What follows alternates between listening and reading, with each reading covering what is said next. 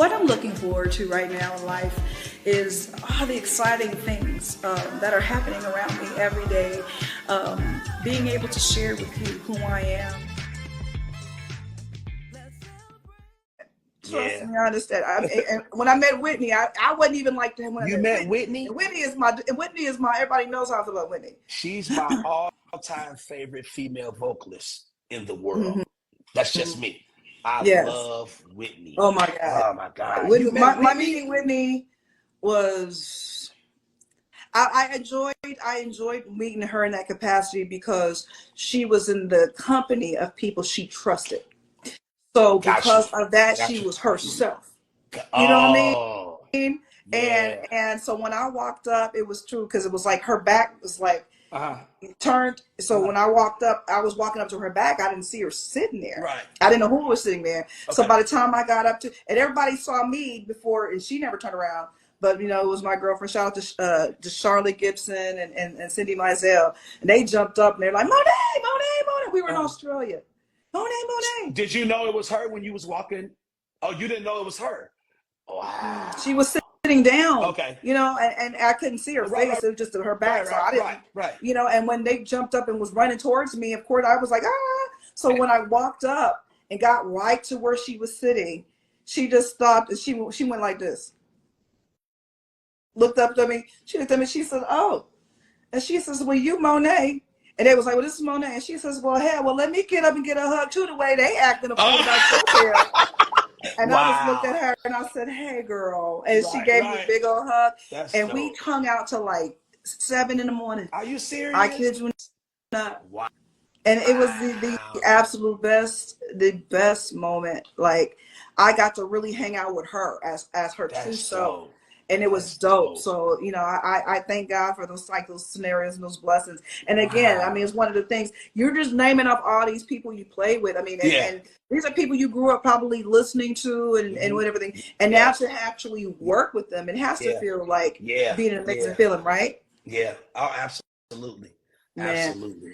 It's amazing. You made a mention of an artist, and I want to talk about this gentleman because I believe you are the musical director for this man. Oh yeah, who's that guy?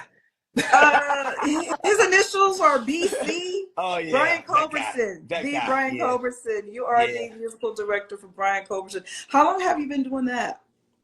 Playing with him or music director? Both. I've been playing with Brian for 18 years. Mm-hmm. I can't remember exactly when I slid into that role. Okay.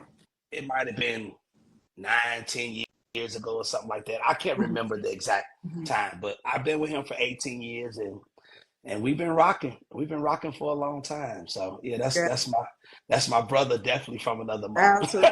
Absolutely. And I mean, and his music is I wouldn't say very complex, but it's very involved. Yes. Especially the stage show. Mm-hmm. Do you have a point? I mean, do you curate with him when you put your stage shows together? Yeah. Are you a curator of some of that as well? Yeah, we come together and we but the cool thing about Brian's gig also too is that everybody has input. Right. It's not just me just putting the show together. Mm-hmm. Brian has a vision. He brings it to me. We sit down, we talk about it. We figure some things out, but by the time we get to rehearsal and this guy say, "Hey, let's try this or let's try that. Let's do this or let's do that." You know, it's usually me or Brian that gives the okay or the thumbs up. Okay, let's do that. Let's not do this. Let's take this song out. Let's add this. Mm-hmm. And it's a cool situation. But we work together a lot as a unit, not just one person putting together everything. Mm-hmm. But the bulk of it is me and Brian, though, definitely. Absolutely, and about 18 years. And shout out to like Marquel and Marcus. Marcus, I got to see you guys when we did the Smooth Jazz Cruise and watching you guys' show. I've seen it when you guys came to Vegas, but then watching it again, it's just like it's so full of energy and so involved and musically. You kill it every time and everything. Oh, man. It's just an amazing show to see. You just did the Sea Breeze. Tell us about what Sea Breeze was all about. I've done it before, but let the people know what Sea Breeze was all about. Sea Breeze might be my favorite festival to play. Sea Breeze houses anywhere between 7,000 and 10,000 people. It's a huge festival. Brian just headlined and closed the festival out on Sunday night. We haven't been there, I think, in like 6 years. And I've been playing Seabreeze Jazz Festival. I don't know if I've been there from the beginning, but really, really early on, because I started playing Seabreeze Jazz Festival when I was playing with Nick Coleon. Okay. When they were in Destin, Florida. Now they're in Panama City. So and Seabreeze, it's just the whole it's a hang, right? Oh, it's a hang. They have the jam sessions. Yeah. They have vendors outside, food. It's like, and so many people been coming to the festival for so many years, so it's easy for you to know 1,000 people there, right? Or seen them before. It's just, it's a cool hang. It's in a beautiful part of Florida. Right. The setup is great. The promoters are great. The backline staff is great. The sound people, it's just, it's a dope festival. I love that festival. Yep. Did they have you guys staying all at the same place the last time? Let me tell you this. So I haven't been there in 6 years. So they got some other properties out there. Okay, nice. So we stayed. It's gonna trip you out. We stayed at a Hyatt place, right down the street. So when you stayed there, did you stay in a Calypso? I want to say all condos. Yeah, they kind of like and it had like 3 or 4 rooms in it. Exactly. Yeah. So down the street from there, within the last 6 years, I ain't been there in 6 years. They done built a Hyatt place, but it's a resort. It's off the chain. It's a hotel, but they got the swimming pools downstairs, the bars down. It's like a resort. It's what? So that's So I'm thinking I'm gonna be staying at the Calypso with some of the homies. No, they had us stay at the, and it's dope. Oh, so someone got the memo. Yeah. So they done, and then not only that, I forgot the name of it, but they built right before you kind of get to Papa No Joe's, where they have the jam session at. It's a big old wide open resort, white and black. I forgot what hotel. It's so off the chain. Like they acting the food down there in Panama City. It's really nice. So the places that we usually stay, they've upgraded. I mean, they still use the Calypso and the Tidewater down the street, but they've upgraded and they built new properties down there, and it's off the chain. Wow. It's killing. Oh yeah. Wow. Well, that's gotta get back. Yeah, it's but it's a good time. It's a good time. It's a good time. It's definitely a good time. Yeah. As an MD, and if you don't know what MD means, people, I'm sorry, we keep using our, the wording for it, but MD means musical director. As a musical director, tell us, like, what does that do? What does a musical director do? For those who don't know what does. A music director can do a lot of things. We could hire, we could fire, we could coordinate, we could put shows together. So it all depends on what capacity, because when people think of music director, they just think of a guy that comes in and puts shows together.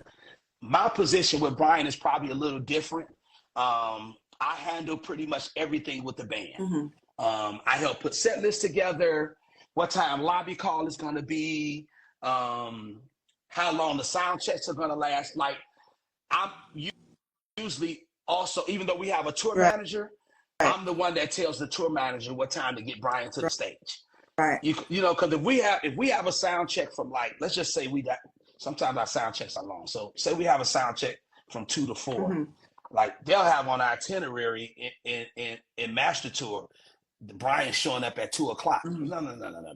So usually I'm the one to be like, no, I don't need him here till 3 or 3:15. You know what I'm saying? So it's a lot that goes with it. It's not just coordinating music. It's coordinating everything that goes with the band. Even me and Brian talk about attire, what we're going to wear for the year, what we're going to wear for this gig, when we're going to rehearse, where we're going to rehearse, if we're going to rehearse.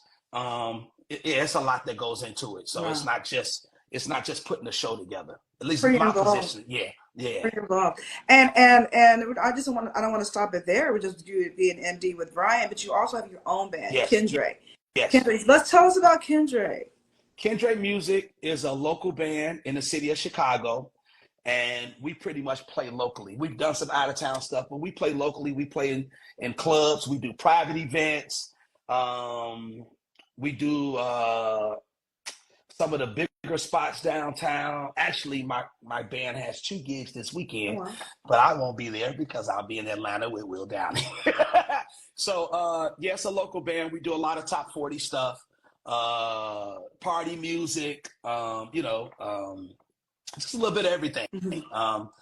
We're getting ready for one of my favorite places to play in the summertime. I am the booking agent for Pier 31 in Chicago. So it's pretty much like 31st Street Beach. Okay. Nice. So they have live music on Wednesdays and on Sundays. So when you book Monet, we're gonna talk about it. Monet, you cost too much. I can't afford you.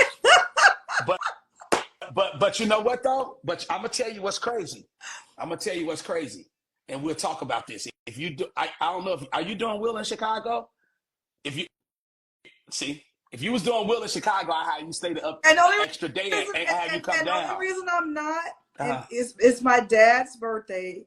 Everybody know my dad passed. It's his birthday, and the family at the compound we celebrate my father's birthday. This will be the first year that we'll be celebrating it in the new house. Gotcha. New pool. That's understandable. That's understandable. Yeah. That's understandable. So, but listen, I promise you, we could try to figure something out to get you down there. I gotta get to Chicago. I gotta just have you in the boom bap behind me, so I can just. You know what I'm saying? So I can just do this all night. Like, right. And you can do that all night too. You feel me? Oh my God! Yeah. Look, so many people have questions, and I feel like I wanna open it up real quick for questions and everything before I ask my last 2 questions. So, but one of the questions that came up earlier was, who do you want to play with that you haven't played with yet? Lionel Richie. Now the crazy thing, I don't want to sound, because I love his music and I love the show. Yeah. But my big brother plays for him. So it's like 9 times out of 10 that'll never happen. But I would love to play with Lionel Richie because I love the music. And you know how you have those gigs where you hear the music and you like, yeah, you know, I know I kill that shit. That's one of those gigs. Yeah. So So Lionel Richie. Yeah. He's a great guy. Oh yeah. Oh my he's God. Cool. I've met him 2 or 3 times. He's cool as I don't know what. He's so cool. Yeah. I sat in the studio with this man for hours and just the stories. He got stories. Yeah. I was like, what? Yeah. You know. Oh, one more person. Sade. I would love to do that gig too. Okay, well, you just manifest that and put that into the atmosphere. In the air. That's it. That's it. Love it. Here's another one. What's the best part of being a musician, drummer, and the worst? The best part of being a musician and a drummer is you get a chance to travel the world. You get a chance to meet tons of people, and you're doing what you love to do. The worst part about it is you being dedicated a musician that travels and tours. You miss out on a lot. Yeah. Birthdays. You can miss out on graduations, track meets, you know, you just miss a lot. You know what I'm saying? So that's the worst part about it. And then being away from home, if you're married, I'm married. So, you know what I'm saying? Even though my wife understands my job, but you know, she misses me when I'm gone and I miss her too. But it's the job. You know Shout out to you gotta do your wife. You know, I love that girl. Hey, girl. Hey. What up, me? Yeah. So that's it. Wow. Another question for you. They want to know, how did you meet Brian? Oh, that's easy. I was doing the All-Star Smooth Jazz Cruise years ago. I think that might have been the first Smooth Jazz Cruise that they were doing years ago. I was playing with Nick Coleon. Brian came to the show, and he asked his guys, who the hell is that? After that, we met each other. He eventually called me to start subbing some shows for Felix. And then Felix went on to do some other stuff. And Brian asked me to join the band. For some years, I played with Brian and Nick Coleon for a while. And then I shifted Nick Coleon. I put somebody else on his gig. And then I just started playing with Brian. Wow. Yeah. That's what happened. I get it. I've done the same. I've been in a situation, been like, you know, I'm moving over here, so let me put someone over here and everything. I put my girl when I was singing with Dee Dee Bridgewater. And especially when stuff start conflicting. And stay you know like getting like yeah, it started getting too much I was like, okay. And I was like, my best friend, I was like, because she wasn't really doing anything and everything. I was like, let me put you on this. And everything. And I put in quite a few people on different scenarios. I had another singer friend. You and me both. Man. Someone wants to know, does your wife ever go out on the road with you? I don't think, no, she doesn't. I don't think she wants to either. She likes for me to do my job and come home. Every now and then, every blue moon, she'll come to a gig that I'm playing around town. Now, she has come. She came on a smooth jazz cruise for the second year in a row. I think that's going to be a yearly thing for her. Yeah. So, and girl, because I'm on the boat now. Right. She got to be with me. See, she's with Monet. We good. Yeah, and she's come to a few Brian Coperson shows and a couple of Will Downing shows, but she doesn't travel with me a whole lot. We got a son at the crib. JoJo is how old is JoJo? 8, 9 years old, and she got to be at home with him. So when I'm leaving on Wednesday and Thursday and gone, you can't do that. So yeah. Well, you know it happens. Yeah, right. Yeah, right. So, but I really try to, instead of bringing her out on gigs and stuff like that, like you got to get somebody to watch the kid. So I try to use that time to get people to watch the kid for us to go on vacation. Like we try to go every year for our anniversary. Absolutely. And then maybe another time during the year we try to get away or something like that. So, you know, you got to use them favors for them when they really count. Absolutely. That's a good way to put that. Yeah. That's a good way to put that. If you guys have any more questions, just put them up and I'll fire them off as we're just sitting here conversing. Or cutting up, because after this is over, we're probably going to go back down to the bar and probably so. You know, do what we do. Yep. Someone said you're a phenomenal husband and even better father. Shout you. Thank you. And as I am his chosen. Oh, appreciate it. Thank you so much. I try to be. I ain't perfect. And as I'm waiting for even more questions to come down, I do have something I noticed that you do and everything. And you were saying you don't really use IG platform much, but I have seen you on Facebook. Yeah. And you tend to come on Facebook and really spread some good gems and things like that. What motivates you to really put those messages out? Because they mean well. And it's a good thing, because I've seen you just talk about everything from being humble in your spirit to being professional, to you even addressed, I guess, a scenario that had happened there, and you took it upon yourself to address it and everything heads on.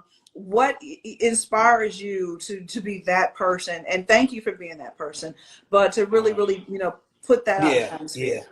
You know, I don't say much, and usually when I say something like that, I hate to say it like this, is when I've seen it and I've gotten irritated. So it's like, now I have to say something, because I know the community in the city of Chicago, they will listen to me because I'm respected, not because I'm not saying that like I'm arrogant. I'm respected because they have love for me, because I show everybody love.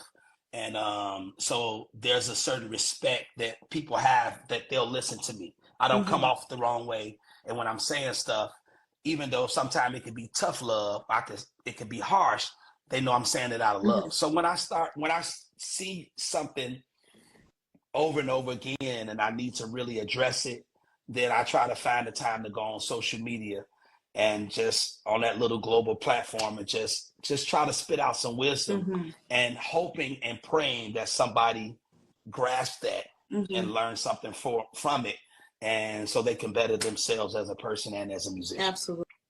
Yeah. Beautiful. And again, thank you for being that person. Thank you for taking on that responsibility. No, seriously. And it's one of the reasons why I created this platform, so I can give my people their flowers to say thank you and everything. Because, you know, they just think you're a musician and you play drums, but you do so much more. You know, you invest back into your community, you invest back into your people. And it's very important for people to understand that. So I just wanted to bring that to a forefront in the light and say thank you personally, because I've seen you kind of come on and address certain things and situations, and you know, and that takes heart. Because a lot of people could easily be like, well, it ain't got nothing to do with me, whatever. Yeah. You know, most people, well, the thing is, and my wife tells me this, sometimes I care. She said, sometimes you care too much. You know what I'm saying? But I care. I want my young guys to be able to experience a lot of the things that I've experienced and more. And you won't get the opportunities to experience that if you go down this road. And if you go down this road, the opportunity won't last long if you keep up this foolishness. So you have to, you know what I'm saying? There's a lot that go with this music world, you know, the do's and don'ts off the court, which means off the stage. You know what I'm saying? So just playing the music, you know, that's only 25 or 30%. There's a lot more that goes into it. Wow. Here's a question for you. Okay. Someone wants to know, how do you keep your energy on stage so high when you're playing a cover like Play That Funky Music, White Boy for the 2000th time? Well, even though I play it for the 2000th time, I play so much different music. So like now I got a little time off from Brian Culbertson, so now I'm doing dates with Will Downing. Then I'm playing gigs with my band. So when I come back to Play That Funky Music, White Boy is fresh to me. You know what I'm saying? But my brother, got rested soul, that passed some years ago. My brother always told me, like, I was born to play on the big stage. Yeah. Because of my energy. That's just who I am. That's just how I play. That's just how, you know what I'm saying? It's not scripted. That's just, you know, I'm into it. If you're going to play it, you might as well be into that thing. You know what I'm saying? So, you know, and I love that funky stuff. You know, I love that funky music. You know what gives me the most joy when I watch you play is your smile. You are having such a good time, and it just fills my heart with joy, because I'm like, that boy is you, and you and you're not missing a beat, but you are having fun. But you know what, Monet, a lot of times when I'm on stage, I be talking to God, like literally talking to him like, man, you are so good to me. Man, like, I thank you and I appreciate you for, like, I be talking to him, like, I pray before every show that I do. Here, I whisper a prayer, and it's like, man, it's like it's not a lot of people that have fun and enjoy doing what they do to make a living. So I'm happy about it. So I smile. That's what's up. Any advice? What advice do you have for the young drummers coming into the industry? You know, any advice that you have?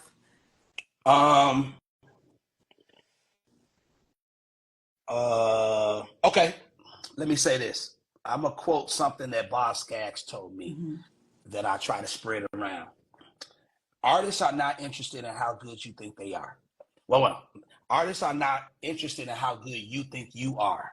All they want you to do is play their music. Play their music. If you concentrate on taking yourself out of the equation and putting the music first, then you can become successful. If you're a selfish player and you overplay and you're not sensitive to what's going on around you, then your days could be numbered. But, you know, have a bit of humility, put God first, pay your tithes, dress appropriately, come on time, be a good person, use wisdom, and all those little keys can and practice and try to be the best player that you can be. And the most important thing is find your own voice. Absolutely. Find your own voice on your instrument. Nobody can beat you being you. Absolutely. Yeah. I love it. That was just beautiful. That's just beautiful.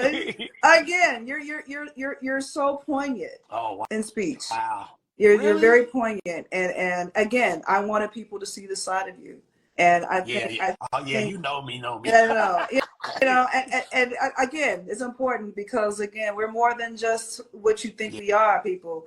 We're deeper. You know, we care. You know, and a lot of times we don't get the opportunities for y'all to see and know this, that we hear you, we see you, we get you, and everything, and we're just trying to make it all make sense, right? Yep, absolutely. And I said, will we be back at the Smooth Jazz Cruise 2025?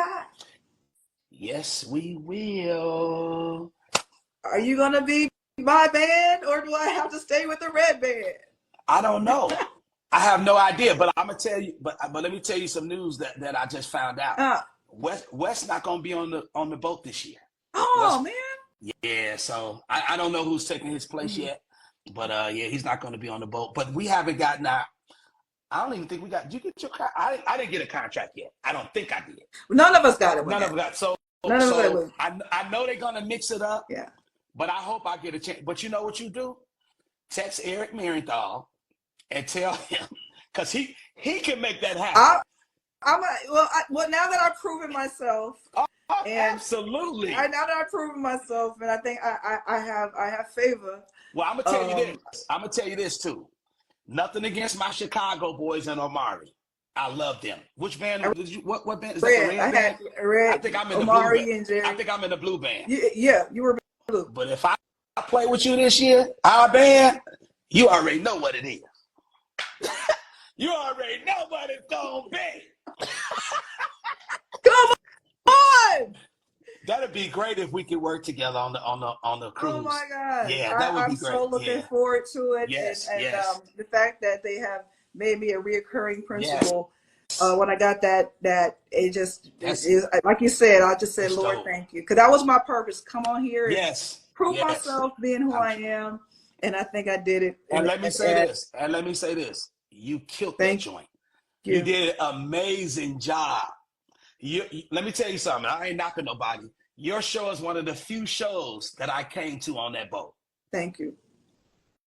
It was dope. And I got a chance to sit in your rehearsal and play a little bit too. That's why I was like. So that was right. Yeah. So yeah. We got to change my mind. So we're gonna join hands and pray about that later. See how the Lord will work that out. See how it make it work. Make it work. Right. Lord. Chris, before I let you get up out of here, socials, how can people find you, follow you? And y'all, he don't do IG, but maybe this was inspiring him to do IG more, right? Y'all can find me on IG and on Facebook. I'm Chris Miskel 74. Follow me. I'm about to be on IG like crazy now. So yeah, so you could find me there. I'm working on my own website. I had one for a while. I had to dismantle it, so there will be another one coming very, very soon. So you can catch me playing with Will Downing and Brian Culbertson on a regular. So go and check out the schedules and all that good stuff, and that's how you can find me. Absolutely. Ladies and gentlemen, please throw it up one more time. Fire emojis, whatever you want to throw for the Chris Miskel, Chicago's own. I appreciate you. I appreciate you. Thank you for having me on. Welcome. I feel special. So thank you for coming on. I told you it was going to be fun, right? It's fun. It's fun. Hey, listen, but you got to promise me at some point you got to have me back again. Absolutely. Please. Absolutely. And I'm gonna answer. Someone said, "Will this replay?" I will put it back on, but again, it will be going on to my YouTube page. So make sure you hit my link and follow me there, because all of these, all of my talk about it will be in entirety on my YouTube page over there. Okay, just want to let you know. Again, brother, thank you so much. Thank you too. I'll toast it up in a minute. You already know. Hit my line. I ain't doing that. It's all good. Cut this game on. I can sit down and have dinner, because I usually don't eat before I do my stuff. Gotcha. But now I'm hungry now. I think I can do it. Eat, hit me up. I'll meet you. I shall. Y'all, thank you again. Talk about it. We were here. It is done. And now Marquel wants to join in. Shout out to bro. You late. Marquel, you late, fam. Fam, where you been? Sexy chocolate. Man, well, Mark, he's next on my list of people to bring on here. I told him that once, but I got to schedule him on in. Yeah. Everybody shout out Marquel. Hey, that's a bad dude. One as bad as saxophone vocalist. I'm trying. That's my man, 50 grand. MJ, baby. Shot-town. Hey, look at it. Chicago just showing up. What up, Doug? What up, Doug? Ain't that Detroit? Well, Okay, my brother's from LA too. That's true. That's true. Yeah. You talking about I was in the shower. Right, okay, fam. You was in the shower. Right. Okay. All right. Love you too, bro. Love you too. Right. We love you. We love you. Well, I'm going to let Chris get him out of here, y'all. Next week, I got another amazing friend of mine coming through, the Brian Fraser Moore. Brian Fraser Moore is my guest next week. So if y'all don't know, go ask somebody. Chris? Yeah, he's that dude. I'm just saying. He's that guy. So that's my guest for next week. So just giving you a little heads up on that. But it's time to go. Thank you for having me, Mo. You're welcome. Appreciate you. Thank you. Sis. Okay. Love you too. All right, y'all. That's it. Talk about it. It's done. And we're up out of this piece. Peace. What I'm looking forward to right now in life is all the exciting things that are happening around me every day. Being able to share with you who I am,